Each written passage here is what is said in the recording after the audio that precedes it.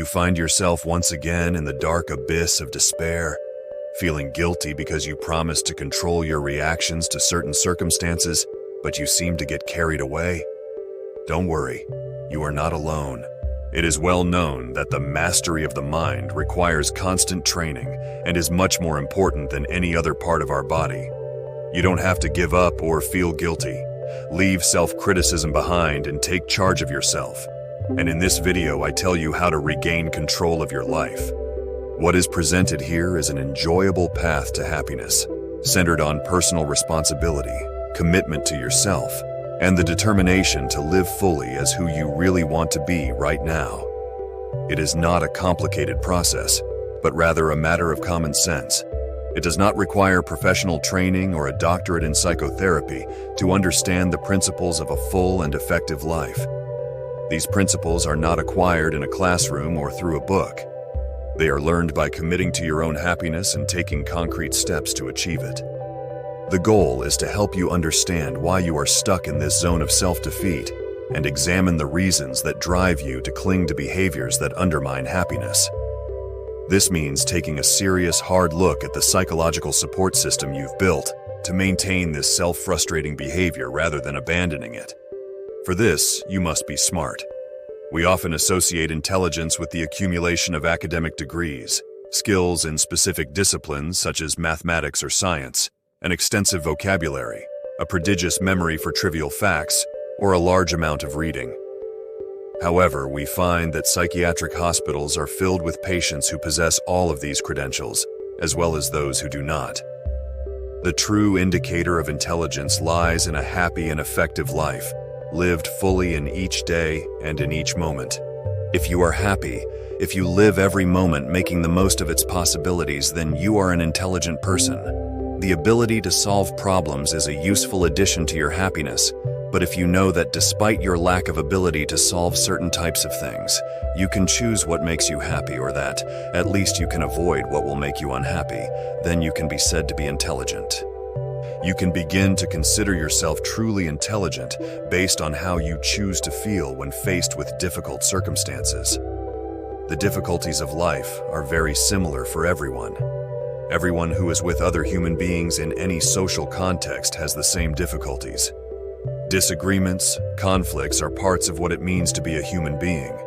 Likewise, money, old age, illness, death, natural disasters, and accidents are events that present problems to all human beings. But while some people manage to avoid the immobilizing discouragement and unhappiness when faced with these events, there are others who collapse, become inert, or suffer a nervous breakdown. Human beings who recognize problems as something that is part of the human condition and do not measure happiness by the absence of problems. Those are the most intelligent human beings we know. Up to this point, you must recognize that feelings are not simple emotions that happen to you. Feelings are reactions that you choose to have. If you own your own emotions, if you control them, you will not have to choose self-defeating reactions. When you learn that you can feel what you prefer or choose to feel, you will begin to walk down the true path of intelligence, a path that has no paths. Side effects that lead to nervous breakdown. This path is new because you will consider a given emotion as an option and not as a condition of life. This is the core and soul of personal freedom. The major premise is clear. You have the power to think whatever comes to your mind. If something suddenly occurs to you that you chose to put in your head, even if you don't know why you did it, you still have the power to make it disappear, and therefore you continue to control your mental universe. I can tell you, think of a pink antelope, and you can turn it green or turn it into a wild boar, or you can just think of anything else you want. Only you can control what enters your head as a thought. If you don't believe this, simply answer this question. If you are not the one controlling your thoughts, who is controlling them? Is it your spouse, or your boss, or your mother? You must recognize that this is not the case. You and only you can control your thinking apparatus. Your thoughts are yours, exclusively yours to do with them as you wish. You want. Keep them, change them, share them, or contemplate them. No other person can get inside your head and have your thoughts the way you experience them. You are the one who really controls your thoughts, and your brain is your own. and you can use it however you want and determine. You control your thoughts and your feelings. Feelings come from your thoughts, so you are able to control your own feelings and sensations. So you can control your feelings by working through the thoughts that preceded them. To simplify, we can say that you believe that it is things or people that make you unhappy, but this is not correct. You are responsible for your misfortune because it is your thoughts about the things and people in your life that make you unhappy. To become a free and healthy person, you have to learn to think differently. When you have managed to modify your thoughts, then your new feelings will begin to emerge, and you will have taken the first step on the path to your personal freedom. I give you an example. Let's take the case of Carlos, a young executive who spends most of his time worried and suffering because his boss thinks he is stupid. Carlos is very unhappy because his boss has a very poor opinion of him. But if Carlos didn't know that his boss thought he was stupid, would he be just as unhappy? Of course not. How could you feel unhappy about something you don't know? In other words, what your boss believes or doesn't believe is not what makes you unhappy.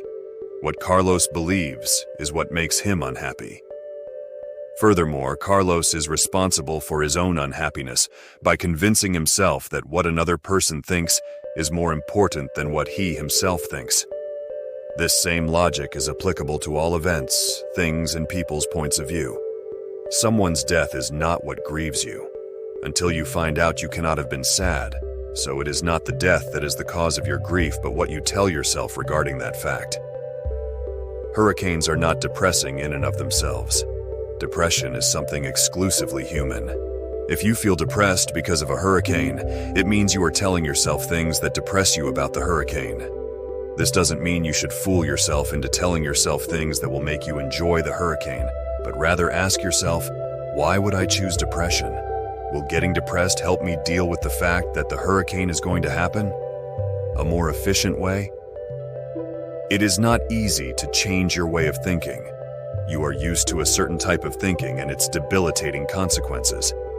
It is important to dedicate considerable effort to changing the thinking patterns you have acquired so far. But hey, happiness is the natural condition of the person. This is evident when looking at young children. What's hard is getting rid of all the shoulds and shoulds you've digested in the past. So this is why it is necessary to take charge of yourself and start being aware of yourself. Pay attention when you say things like, "I've been offended." Think about what you are doing at the moment you are saying it. New thinking requires being aware of your old thoughts. Before you leave, I invite you to reflect on a powerful truth. The key to a controlled and happy life lies in stopping blaming others and starting to take charge of ourselves. So I challenge you to take the reins of your destiny, to take responsibility for your actions, and to build a life in which you are the architect of your own happiness. You have the power to transform your reality. See you in the next video. Thanks for being here.